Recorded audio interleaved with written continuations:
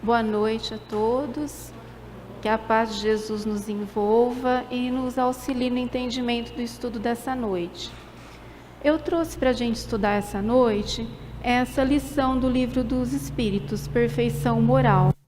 Só relembrando que o Livro dos Espíritos é composto de 4 livros, na verdade. O livro primeiro, as causas primárias, onde a gente estuda a respeito de Deus, criação do universo, assim por diante. O livro segundo, o mundo dos espíritos, como é a vida dos espíritos após a desencarnação, lá no plano espiritual. O livro terceiro, as leis morais, que é onde nós vamos estudar perfeição moral. E o livro quarto, esperanças e consolações. Tudo isso dentro daquele livro que a gente tem lá, o Livro dos Espíritos, né? Que a gente está até com os cursos abertos aí, turma 1 e turma 2 do Livro dos Espíritos. Para hoje, então, nós vamos pegar esse tema aqui, ó, perfeição moral, que está no livro 3º, capítulo 12, as questões que vão de 913 a 919. Essas questões, elas vão falar a respeito do egoísmo. Então, vamos ver lá. Vamos começar com essa história aqui para a gente poder ilustrar a nossa lição. O jovem rico e o rabi. Um jovem muito rico, ele estava assim insatisfeito com tudo que ele tinha. E ele não conseguia ser feliz, apesar de todas as posses, todos os bens que ele tinha. E ele buscou um rabi para saber como que ele poderia obter a felicidade. O rabi o levou diante de uma janela envidraçada e disse assim para ele: olha pela janela e me diz o que é que você vê. E ele respondeu: vejo homens que vêm e vão e um cego pedindo esmolas na rua. Aí o rabi aproximou ele de um espelho e perguntou para ele: o que é que você está vendo agora nesse espelho? E ele diz lá: vejo a mim mesmo. Então, o rabi explica que o espelho e a janela de vidro são feitas do mesmo material, o vidro. A diferença é que o espelho recebe uma camada de prata para que ele possa refletir a nossa imagem. Então, quando a prata do egoísmo recobre a nossa visão, só temos olhos para nós mesmos, sendo que quando olhamos através dos vidros limpos da compaixão, encontramos razão para viver e a felicidade se aproxima. Então, se quiser ser verdadeiramente feliz, arranque o revestimento de prata que lhe cobre os olhos para poder enxergar e amar os outros. É uma história bem interessante, não é? Porque quando a gente olha pela janela envidraçada, a gente vê as coisas como elas são. E quando nós olhamos diante do espelho, o que é que nós vemos? Nós mesmos. E o que é que nós estamos vendo em nós? Então, vamos segurar essa história aí. Continuando. O que é o egoísmo? Egoísmo é o hábito ou atitude de uma pessoa colocar os seus interesses, opiniões, desejos, necessidades em primeiro lugar, em detrimento ou não do ambiente, das demais pessoas com que se relaciona. É diferente do altruísmo.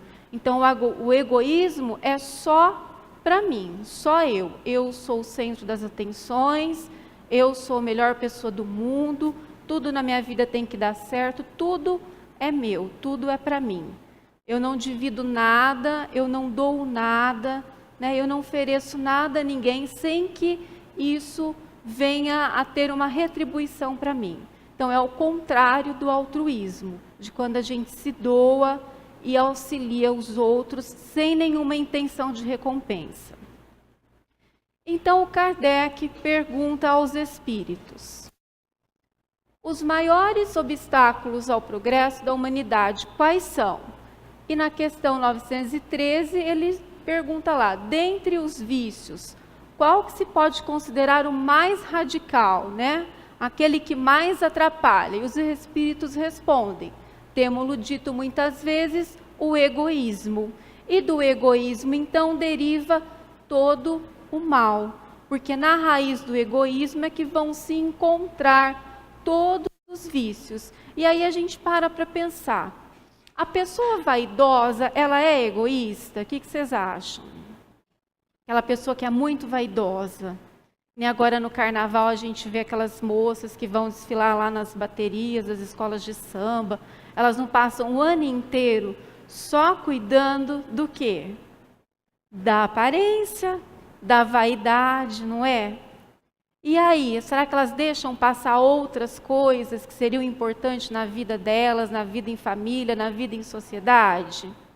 Às vezes sim, às vezes não. Mas a vaidade, ela tem, então, na sua raiz, o egoísmo. Um outro vício que a gente pode lembrar aí, que tem o egoísmo na sua raiz. A avareza, né? A mesquinhez, quando a pessoa amealha tudo para si. E quanto mais ela tem, mais ela quer. E ela não distribui, ela não produz, ela não desenvolve, ela não aplica isso para a evolução das pessoas, para a evolução da cidade onde ela mora e assim por diante. Tudo é dela. Então, o egoísmo, se a gente for parar para pensar, ele está na raiz de vários vícios, de vários comportamentos que nós temos, de várias atitudes que nós tomamos no nosso dia a dia. 914. Fundando-se o egoísmo no sentimento do interesse pessoal, bem difícil parece extirpá-lo inteiramente do coração humano. Chegar-se a um dia que nós vamos conseguir, já que o egoísmo está tão enraizado aqui dentro de nós, um dia nós vamos conseguir extirpá-lo da face do nosso planeta, das humanidades. Eles dizem que à medida que os homens se instruem acerca das coisas espirituais, menos valores nós vamos dando às coisas materiais. E depois disso, então, vai ser necessário uma reformulação das instituições através da educação. Então, à medida que nós vamos amadurecendo, que nós vamos evoluindo através das nossas várias reencarnações, nós vamos entendendo que a matéria, ela é importante enquanto nós estamos aqui, mas ela é um instrumento para o nosso desenvolvimento, o nosso crescimento. E foi nos concedida por Deus como empréstimo, para que nós pudéssemos desenvolver as nossas habilidades e as nossas potencialidades. E aí evoluirmos e crescermos para sermos seres melhores. Bom, então quando nós chegarmos nesse ponto, como que nós vamos reformular todo o restante? Através da educação, mudando as instituições. Quais instituições nós vamos ter que modificar? Em que bases? Vamos começar pela família, porque a família é onde tudo começa. Como vamos ensinar os filhos a não serem egoístas? Como ensinar os filhos a serem altruístas? É só falando? Não, a gente tem que dar o exemplo, porque a criança, tanto quanto o adulto, o jovem e o idoso, aprendemos pelo exemplo, não só pela fala. Porque a fala a gente observa, nossa, falou, mas não fez, ou não faz. Então, se não faz e só fala, por que eu vou fazer? Não é assim que a gente fala e que as crianças principalmente observam? Então, nós vamos começar pela instituição da família. E depois nós vamos para as instituições das escolas, das universidades e para todos os lugares onde a sociedade precisa aprender a ser fraterna, altruísta e precisa extirpar o egoísmo. Então, através de uma educação que não é essa educação que nós temos hoje, porque nós somos ainda muito, muito egoístas. Às vezes, nossos filhos são mais altruístas do que nós, não são? Vocês já perceberam isso? Quem tem netos, sobrinhos, essa geração que está chegando agora, vocês perceberam que tem uma diferença deles? Alguns sim, outros não, mas muitos já traz com eles mesmo um altruísmo que a gente fala assim, nossa, mas de onde essa criança tirou isso? Né? Como que ela se propôs a fazer tal coisa com tão pouca idade? Então, de onde vem isso?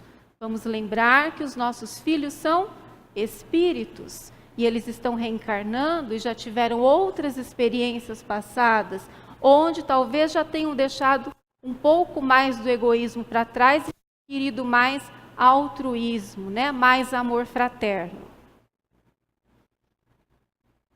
915. Por ser inerente à espécie humana, o egoísmo não constituirá sempre um obstáculo ao reinado do bem absoluto na Terra? É exato que no egoísmo tende o vosso maior mal, porém ele se prende à inferioridade dos espíritos que ainda estão encarnados aqui na Terra. Ora, depurando-se por encarnações sucessivas, os espíritos se despojam do egoísmo e das suas impurezas.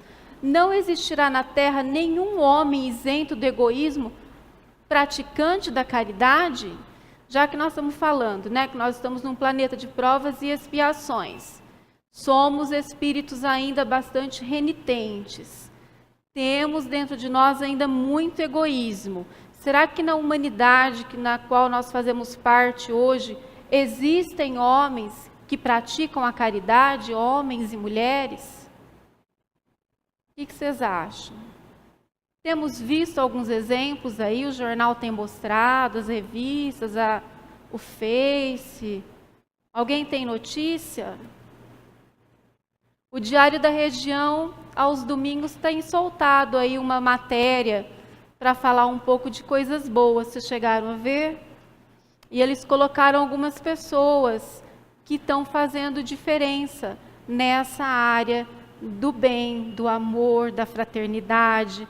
Então existem, né? Vamos ver lá. Olha lá. Há muito mais homens assim do que supondes. Apenas não os conheceis, porque a virtude foge à viva claridade do dia. E desde que haja um, por que não haverá mais? Então existem sim muitas pessoas caridosas, amorosas, fraternas. É que geralmente o bem, ele fica mais assim escondidinho, né? Ele não se mostra, ele não tira foto, ele não recebe prêmios, né? As pessoas ficam mais na delas, fazem porque é natural. É natural juntar na casa tem algumas pessoas na periferia que juntam as crianças de rua na casa e fazem almoço todos os dias e dão para as crianças. Aquilo é natural para elas se sentem bem. Tem outros que são felizes e por cuidar dos animais, juntam os animais em um local e todos os dias vão lá e colocam ração, água, arruma a casinha, né? Faz castração, faz a parte de adoção, de recolhimento, de cuidado. A pessoa faz isso naturalmente. Isso ninguém publica, ninguém fala, ninguém mostra. Então, é o que ele está dizendo ali, ó. A virtude foge à viva claridade do dia. A gente não vê, não tem notícia, mas existem muitas pessoas de bem. Qual é o meio de destruir-se o egoísmo? De todas as imperfeições humanas, o egoísmo é a mais difícil de se desenraizar, porque ele deriva da influência da matéria, influência de que o homem ainda muito próximo da sua origem, né? Nós ainda estamos muito próximo da nossa origem, da nossa criação. Faz muito pouco tempo que nós estamos aqui nessa idade moderna que a gente pode chamar, né? Até pouco tempo atrás, a gente não tinha família como a gente tem hoje. O amor de mãe não existia, era diferente, foi mudando isso ao longo do tempo, né? Os filósofos podem contar essa história melhor depois.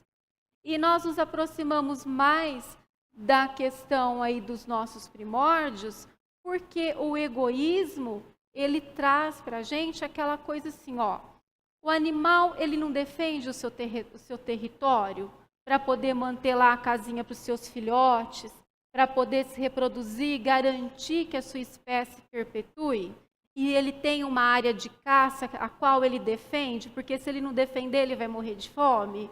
Então, aí entra, além do instinto de conservação, também um pouco desse egoísmo, de ter para si. Mas por que ele tem para si? Porque ele precisa sobreviver. E ele não tem razão, ele não tem inteligência, ele tem o instinto. Nós já passamos da fase do instinto. Hoje nós temos razão e temos inteligência e temos a capacidade de compreender que tudo que está ao nosso planeta foi colocado para que nós pudéssemos aprender, evoluir e seguir na nossa caminhada. E não amealharmos para nós em detrimento dos nossos irmãos que passam necessidades. Enquanto nós nos comprazemos, os outros passam necessidade. Então, essa é a diferença. Um dia, eu morava, 20 e poucos anos atrás, eu morava numa cidade pequena e teve uma semana que aconteceu 2 falecimentos na cidade. Um falecimento foi de um senhor, que era uma daquelas pessoas que foram fundadoras da cidade, sabe? Depois foi político, uma pessoa famosa. E aí, no velório dele, a gente teve a oportunidade de ir, então tinha a cidade inteira, aquelas pompas, aquelas coisas todas. Mas, no meio da semana, a mãe de uma companheira nossa da casa espírita faleceu. E eu tive a oportunidade de visitá-la no hospital e depois também fui ao velório. O que eu observei? No velório dela, só tinha as pessoas da família, poucas pessoas. Pessoas muito simples, tudo muito humilde. Aí eu fiquei pensando, aquilo me veio à mente, eu fiquei pensando, nossa, aquela primeira pessoa lá, com toda a pompa, não que não merecesse, não vamos julgar isso, Mas aí desencarna, o corpo vai lá naquela urna, depois ele fica guardadinho lá no cemitério. E o que aquela pessoa levou com ela? O que aquele espírito levou com ele?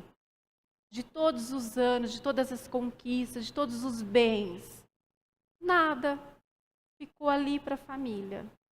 E aquela outra que não tinha nada, que foi assim com quase nada lá para o velório, que era uma pessoa muito humilde. O que ela levou? O quase nada que ela conquistou uma vida inteira de trabalho, de luta, Então, aí a gente para e pensa, O que adianta eu trabalhar tanto, eu perder horas, eu deixar minha família, às vezes, e amealhar tanto, se no final fica tudo aqui? E aí a gente entende, por que fica tudo aqui? Porque são empréstimos de Deus para que nós possamos nos desenvolver, aprender, crescer e retornar para a nossa casa verdadeira. E depois, quando nós terminamos a nossa fase de aprendizado lá, retornamos para cá, mergulhamos na carne novamente e outra vez nós vamos praticar aquilo que nós aprendemos lá em cima. Então, não tem sentido nós nos apegarmos tanto às coisas materiais. Sobretudo com a compreensão que o Espiritismo nos faculta do vosso estado futuro e real, e não desfigurado por ficções alegóricas. O egoísmo se enfraquecerá à proporção que a vida moral for predominando sobre a vida material. O que são essas ficções alegóricas, A ideia de que quando a gente vai desencarnar, nós vamos para um paraíso, independente daquilo que nós fizemos aqui. Nós vamos virar anjo, vamos virar santos e vamos para o paraíso. Todos os nossos pecados serão absolvidos e acabou. Então, essa ideia, essa fantasia, segundo as religiões que vêm aí há séculos trabalhando a nossa mente, a qual nós fizemos parte. Hoje, aqui na doutrina espírita, nós estamos aprendendo diferente. Nós estamos aprendendo que depois dessa vida, nós continuamos. O nosso corpo material fica e nosso espírito prossegue.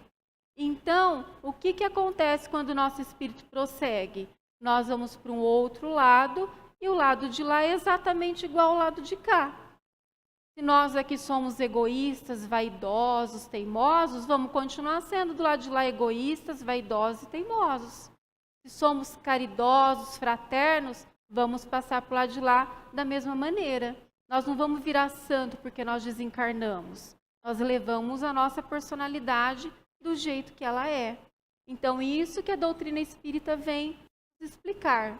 Tirar essa ilusão que nos foi passada e nos reeducar para que nós possamos crescer, evoluir e sermos melhores a cada dia. Quando bem compreendido, se houver identificado com os costumes e as crenças, o Espiritismo transformará os hábitos, os usos e as relações sociais. O egoísmo assenta na importância da personalidade. Ora, o Espiritismo bem compreendido, repito, mostra as coisas de tão alto que o sentimento da personalidade desaparece, de certo modo, diante da imensidade. Destruindo essa importância, ou pelo menos reduzindo as suas legítimas proporções, necessariamente nós estamos combatendo o egoísmo, porque à medida que a gente entende que nós vamos continuar depois dessa encarnação, que o nosso espírito é eterno, não tem por que a gente ficar querendo amealhar coisas e destruir o outro para ter coisas. Nós vamos compreender que somos irmãos, estamos no mesmo barco e temos que nos auxiliar para que todos nós possamos evoluir juntos. O que torna o homem egoísta? O choque que o homem experimenta do egoísmo dos outros e o que muitas vezes os faz egoísta, por sentir a necessidade de colocar-se na defensiva. Então, o egoísmo dos outros nos coloca na defensiva, porque às vezes nós somos atacados, né? Nós somos prejudicados em várias situações, na família, no trabalho, nos clubes, somos prejudicados. A gente está vendo muito isso. Hoje, aí, com o advento do Face, do WhatsApp, então, nem se fala, né? Todos os dias a gente está vendo isso. E isso faz com que nós nos fechemos e nos coloquemos na defensiva para não sermos mais atacados, notando que os outros pensam em si próprios e não nele, ele levando a ocupar-se consigo mais do que com os outros. Então, cada um hoje em dia está pensando só em si. A gente não sai mais para conversar, não é assim? A gente vai sair para um restaurante, todo mundo leva celular, cada um fica lá no seu celular. Acabou a conversa, não tem mais conversa, né? O pessoal se reúne em casa, mesma coisa. Então, por que não compartilhar? Por que não ouvir? Por que não conversar? Temos tantos assuntos para conversar, sem ficar olhando as coisas, fotos e tudo mais que a gente vê todos os dias. E se a gente parar para pensar, são as mesmas fotos, né? O pessoal só muda lá o sorriso, o lado, mas são as mesmas fotos que a gente posta sempre. Para combater o egoísmo, atacar o mal em sua raiz, ou seja, pela educação.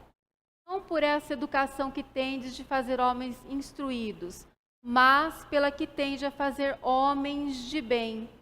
E o que são, como que a gente chega a homens e mulheres de bem? Qual o caminho? Existe um caminho? Existe um jeito? Lá no Evangelho nós temos algumas dicas. Vamos ver lá. Vou pular aqui, ó.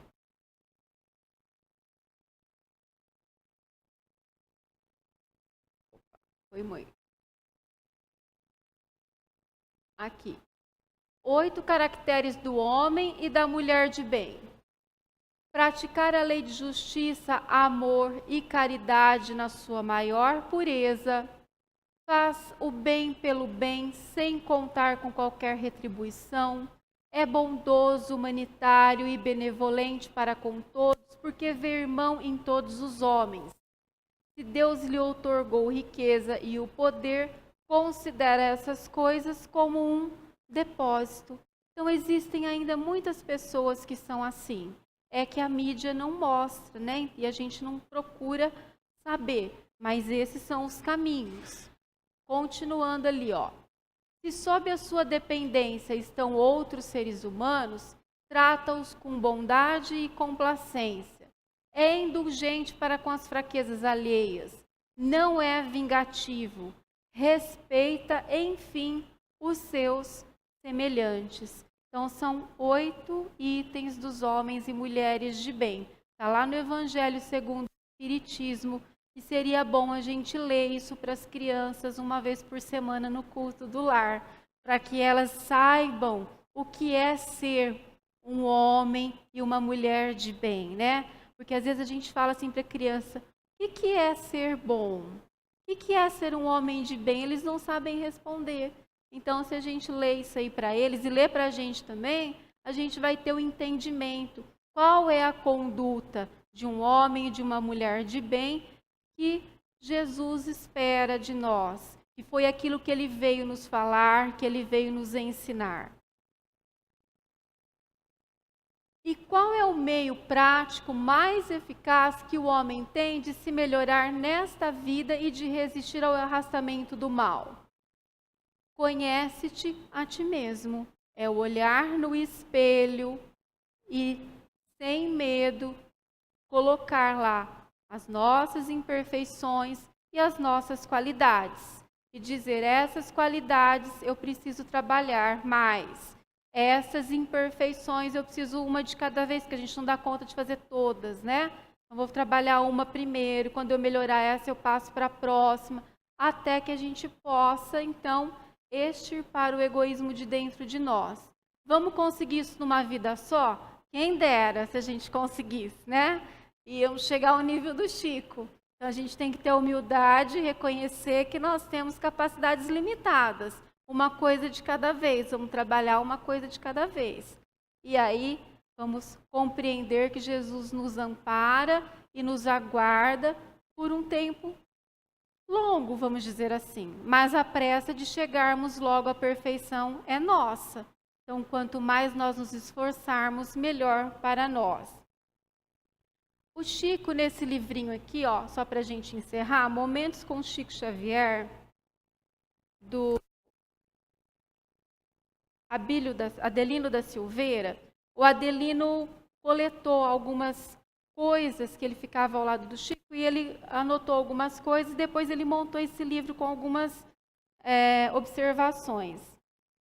E tem um aqui que ele diz assim, ó, supérfluo e necessário. Foi uma conversa do Chico com ele e ele foi anotando. Aí ele diz assim que ele, infelizmente, ele não conseguiu anotar tudo, mas ele anotou um pedacinho.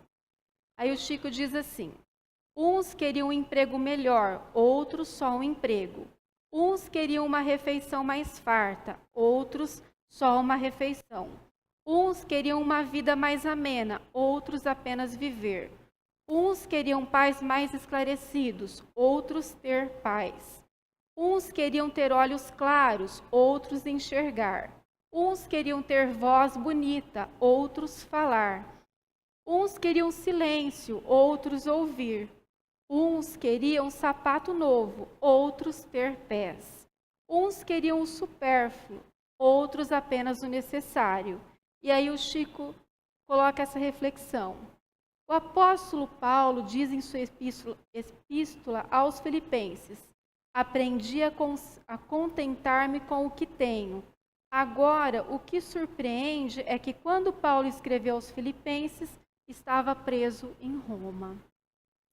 Então, se nós conseguirmos nos contentarmos com o sapato que nós temos, com a roupa que nós temos, com a casa que nós moramos, com o travesseiro que nós dormimos todas as noites e agradecermos por termos um travesseiro, uma caminha confortável, né?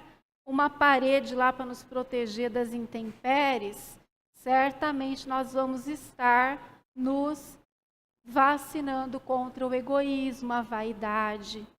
E assim vamos seguindo a nossa evolução num caminho mais seguro. Então, que Jesus nos ampare, nos fortaleça e nos dê uma boa semana.